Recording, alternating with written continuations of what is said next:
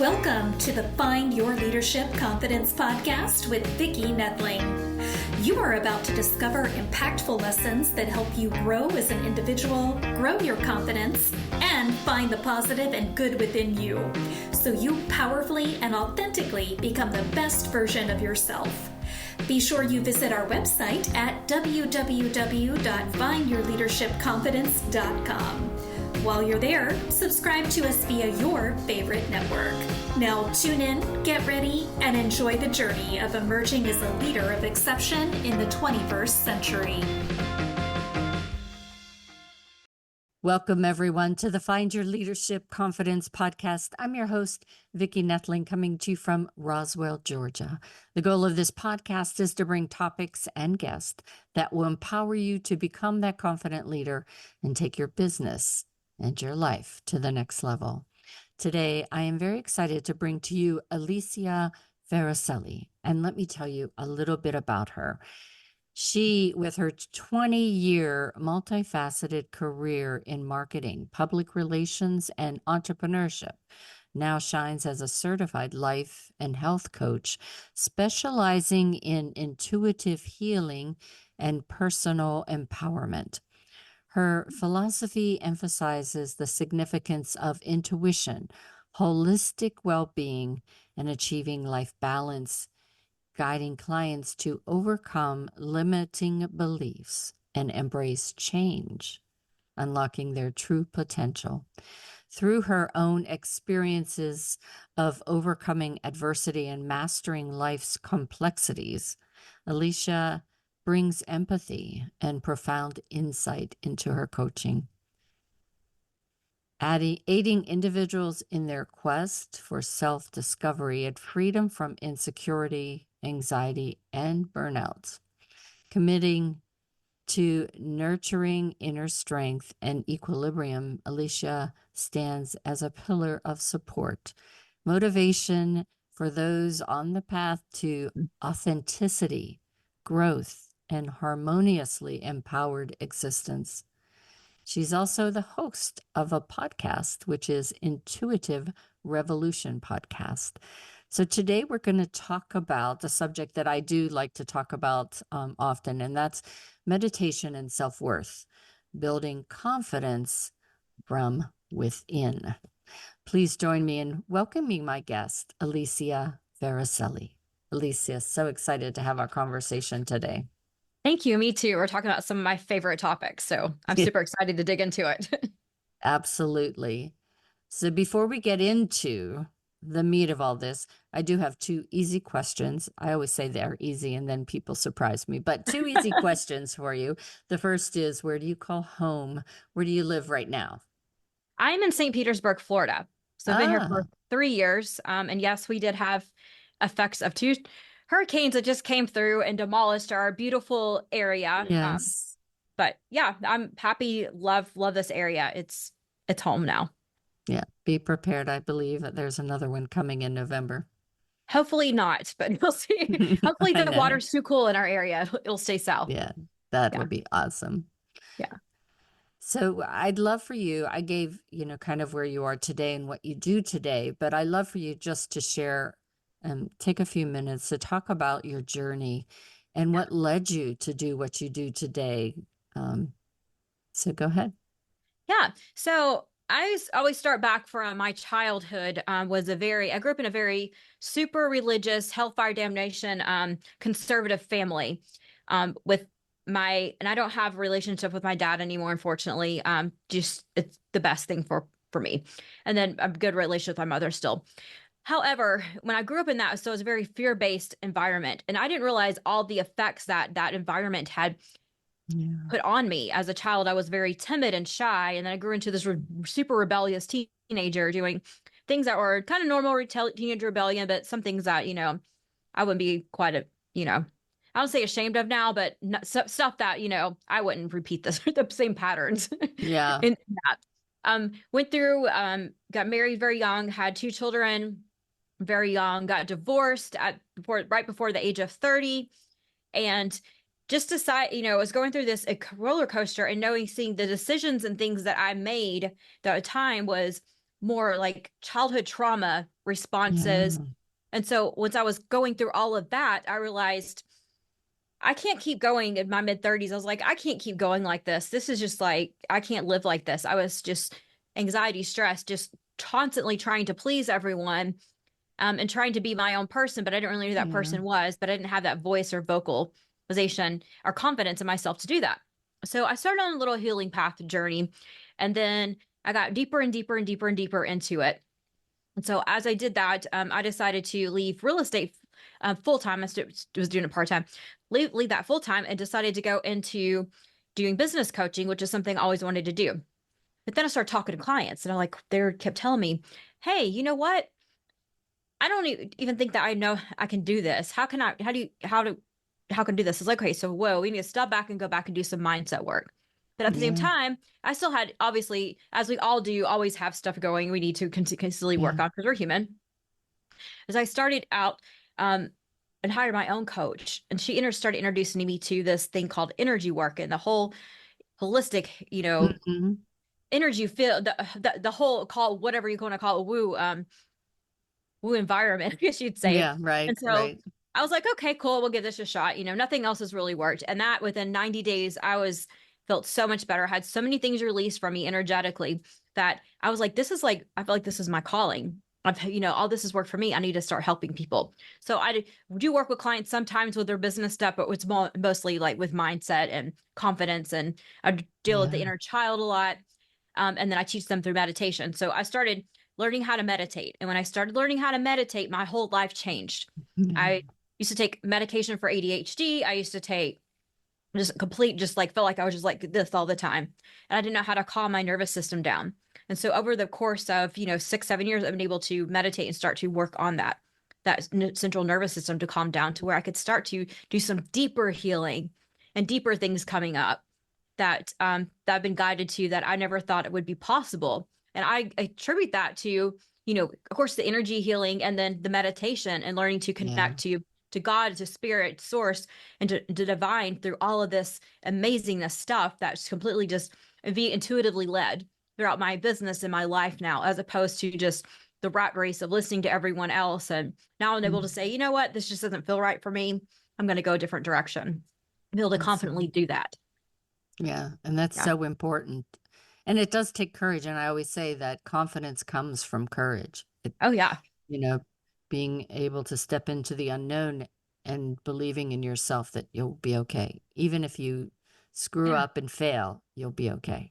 Yeah. It's where you're supposed to be. Yeah.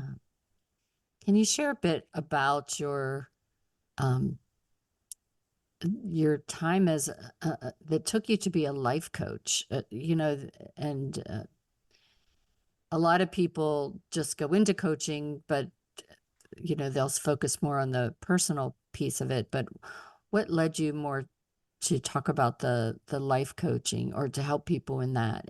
And was it tied to that inner child piece? Yeah. So I, wanted to go into business coaching. I was like, this is fantastic. I love portions of business, but everything that I was teaching them, I found they could, without the accountability portion of it. You can find this on YouTube or take courses and all this stuff. And I'm like, my time is better spent on the mindset portion of it. So I went through and I did the life coaching certifications. I now have a bachelor's degree in metaphysics, and I've did all kinds of I'm tons of certified. I'm probably really overly certified. But, you got, when you first start, you're like, oh, I gotta do this and this and this and this. So, and I the life coach thing is good, but I don't really, I call myself a life coach because people know what that is. But I call myself more an inner child healing specialist, more of a spiritual guidance for my clients, as opposed to a life coach. Yes, we go down your life and we'll go through like a wheel of life, and we'll put the areas that you want to fix in your life. But we're going to work on that, not as on a goal setting, because to me, goal setting is great, but if you don't have the confidence and you haven't did the inner work to begin with. So it's a fine line of, I'm not a therapist. I'm not going down that route of clinical therapy. There's great therapists out there. That's just not my calling.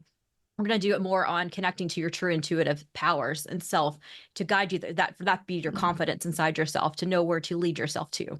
So yeah, I am a life coach, have a life coach certification, but I feel like it's a lot more than just your typical life coach that every 20-year-old, 30-year-old wants to do now. So, you need some life experience to do that. So when did you start to really inject that meditation piece? Who introduced it to you, and how has it really helped in your personal growth? The meditation, I would say my coach probably really got, I mean, I've meditated before and I'm like, oh, I don't like this thing. My brain just goes too many times. I didn't know how to give myself grace and how to properly meditate, which there's no really proper way to meditate. I didn't know to give myself the grace and to find the best way that would work for me. So I would go to yoga classes and I would be like the end of it, Shasana, and be like, oh, this is amazing. That's really meditation. And I didn't really realize that's what I was doing. And so as I started working with a coach years ago, and she started doing some meditation work with us, I was like, oh, this is great.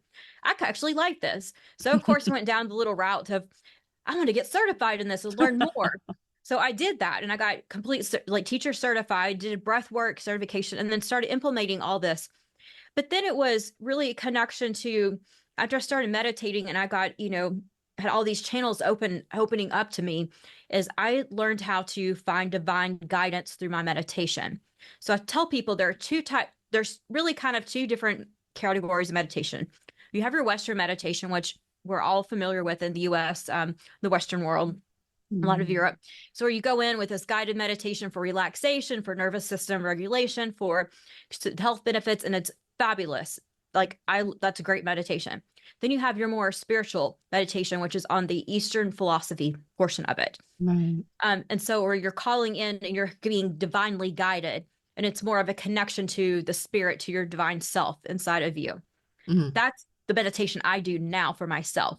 But I do walk my clients we start guided meditations. We start through on the Western meditations, and then we'll walk through the process to get them to connect to their spirits, because you can't just put somebody in there like, okay, connect to God and listen there. And they're like, what are you talking about?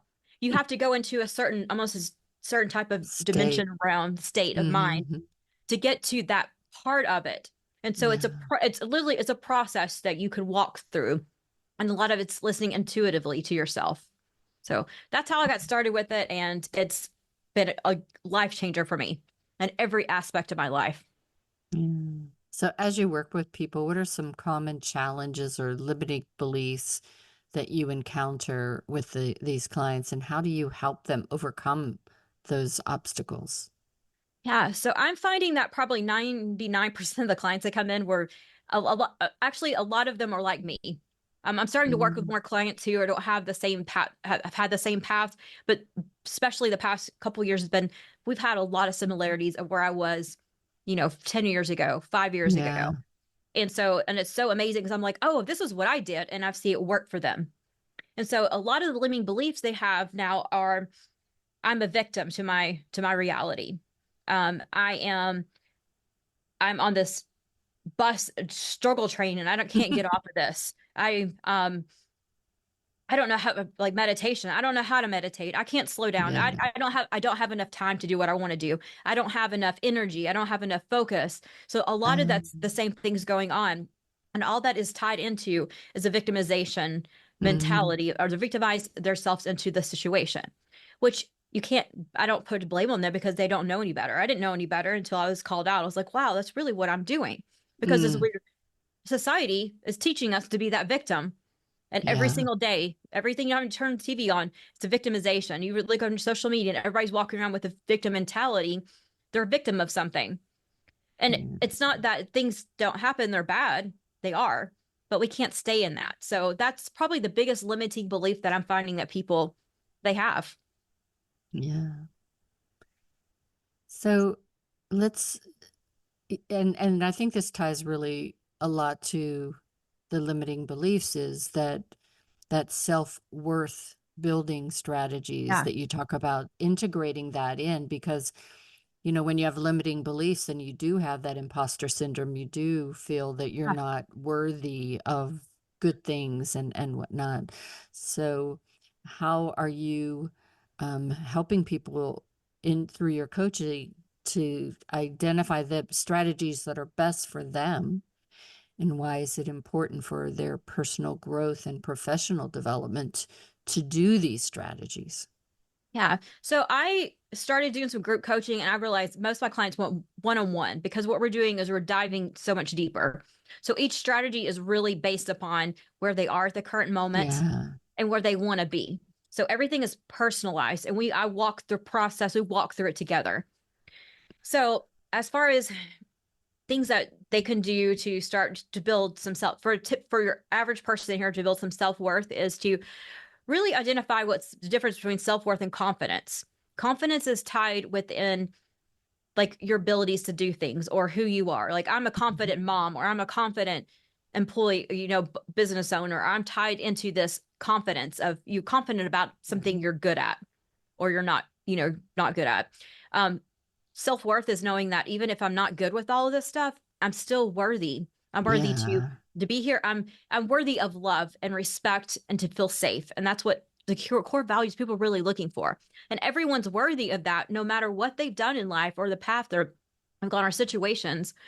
Everybody has that genuine self that's their, I call it human right, is to feel Yeah. worthy enough for that. So once we have to establish that, and then establish what is keeping them, what is their patterns. And a lot of times it is tied into the inner child, which is why I go really deep into that with my clients of what is causing you to feel the self-worth, like you're not worthy of that love or that respect or that care or the safety. Like, what is causing that? And so Mhm. that's kind of we put together strategies based upon that. So do you often have people that come in and they don't really understand that there's these inner child Oh yeah. obstacles, and how can you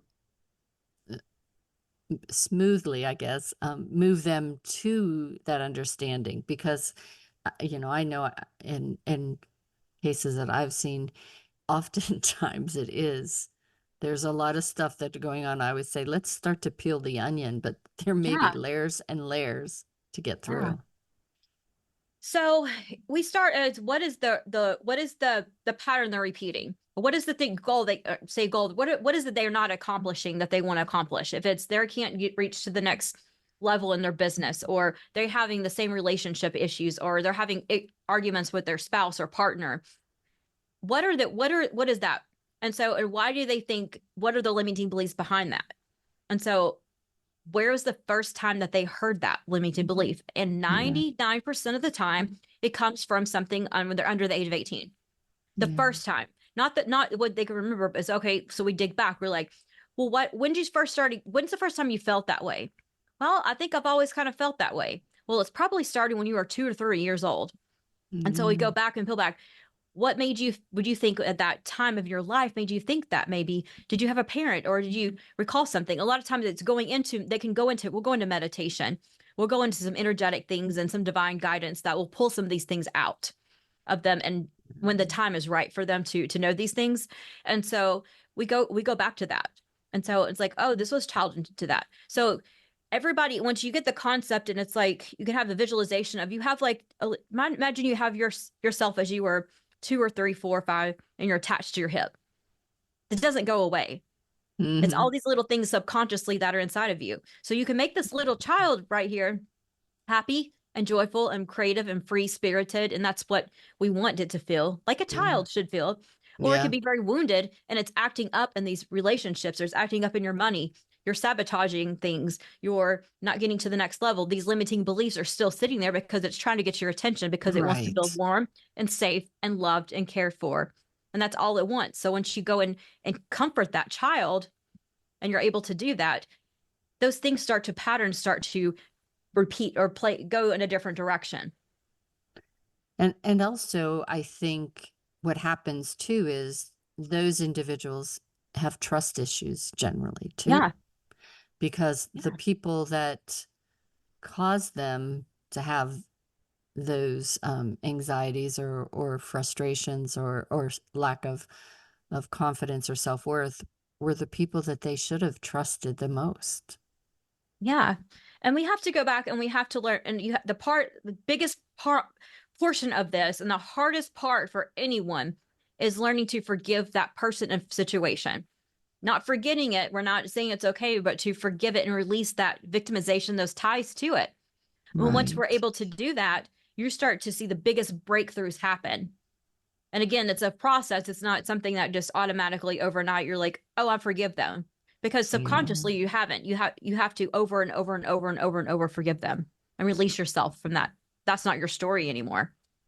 Yeah. And I think sometimes people that don't get to that point of being able to release, those are the ones that repeat the process. So, Yeah. now you're doing that to your kids or your Yep. grandkids, and Yeah. not a good thing. That's not a good thing, but you can always break that cycle. You're Yeah. 99 years old, 120 years old. You can break the cycle starting today. It is Yeah. does not a defining matter. Of course, the younger you do it, the better it is for yourself and your Those around you. those around you. You're going to have a lot much more happiness, Yeah. lifetime of happiness. However, it's still not too late to do that. So once you have that realization, then I guess if they have that realization, they see, we used to say, oh my God, I just heard my mom talk. That those words that just came out were my mom's words, and it's like, oh, and I think it's important that the audience remembers what you just said. It's that you have control over Yeah. stopping that. And that's where courage comes in, I think, again, too. If you don't know what to do next, then, that's where you would reach out with somebody like you to Yeah. help to guide them. Yeah. I mean, yes, there is, but self-awareness is the absolute biggest breakthrough for any type of healing. Mhm. Once you're aware of it, that's when you can start working. That's the first Mhm. step of any healing process. So if you're like aware of it and you're consistently upset, give yourself grace. You're like, at least I'm aware of this now, and I'm going to find a solution or find a way to not Yeah. behave in a certain manner or think these certain thoughts. But just being an awareness is a huge, huge, huge breakthrough. So that's something to celebrate. Yeah, for sure. So time's rushing by. I have time for another final question, and that Okay. is, what are some common misconceptions about the inner child work or emotional healing? Um, and I think we've touched on this, but if a person has these things that are holding them back, what are some identifying markers, if you will, that, okay, I do need to do some inner child work here. I do need to talk to somebody because I'm not able to heal right Yeah. now by myself. People pleasing is a huge one. If you Mm, can't say no, you can't set boundaries. Guilt, if you feel guilty about anything, that's a huge red flag that there's some inner child things that you go on. If you have, you can't, if you have a hard time bringing into a relationships with yeah. friendships or anything, that's a huge red mark. I don't call red flags. That's a huge indicator that you probably have some inner child healing to do. Mhm. Um, if you still, again, goes back to people pleasing, if you're still trying to prove yourself, that's a huge one. If you're trying to prove and you get to the next level, you're saying, I'm going to make $10,000 this month. And you get to that and you're like, it doesn't feel good. I need to make Yeah. 20,000. Or you're always anticipating the next step instead of staying in the present. That's a huge thing of inner child wounds. Those are probably some of the biggest ones that I do see with those. Yeah. And I think too, it, we sometimes our parents not realizing that they're trying to make sure that everything's perfect in their Yeah. world, in their child's world, that their children are perfect. And it's just such a huge burden to put on yourself or your children because, perfection is not a reality, really. It's not. But we have to give our parents grace no matter what, because most of the time, and I'm not saying for all parents, they did the best that they could with Oh, the knowledge and information they had. As parents, I'm yeah. a parent of a grown children, and I apologize all the time. I'm like, I'm sorry. Yes. didn't know. I was repeating my parents' patterns because I didn't know any better, especially as a young parent. And so you have to give yourself grace as if you're a parent, and you have to give your parents grace. I'm not saying grace as in being okay with what they did, or, accepting and letting them continue that behavior, but you have to give that forgiveness and just understand and see them from that lens of their inner child was probably hurting too, or something inside of them, or they just didn't know better. Most of our parents, they didn't know better, especially in other generations. As we come, more generations become parents, and parents, they're stopping repeating patterns. But for a while, I mean, it's just because my mom did it this way, my dad did it this way, or I'm going to do it this way. And it's just because I said so, because I said so, because I said so, over and over and over again. And we have to forgive them for that. Yeah. I remember when my kids were younger, my mother-in-law, she and I had very different styles in raising children. And so she was always talking to me about how I was doing things not the right way, or my sister-in-law. She was much harder on my sister-in-law than me. And it was like you had to stand your ground. And I think that's when you have to have that belief in yourself and understand that it's the gut that you talked about, the intuitive. That's where it really comes into play, that your brain in your gut is so much smarter sometimes than the one in your head. Absolutely. You're going to make mistakes. You're human. Be okay with it. Nobody's a perfect parent. And even if you had perfect parents, they were not, you thought you had perfect parents, they were not perfect. Yeah. So perfect is not a reality. No. Well, it is time now for me to go ahead and share my screen.